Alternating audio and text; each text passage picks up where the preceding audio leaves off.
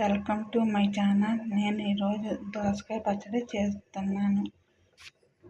First బాణీ పెట్టుకొని oil వేసుకోవాలి. తర్వాత పచ్చిమిర్చి 3 వేసుకోవాలి. కరివేపాకు 2 రెమ్మలు, జీలకర్ర 1/2 స్పూను, మినపప్పు 1 స్పూను, ఇవన్నీ కలిపి వేపుకోవాలి.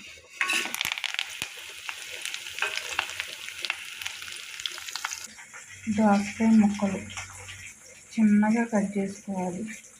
ఈ కాయలో సగం తీసుకున్నాను. బాగా వేసుకోవాలి.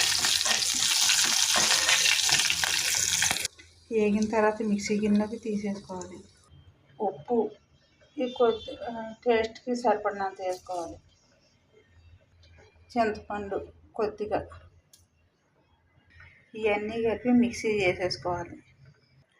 దోసకాయ పచ్చడి రెడీ.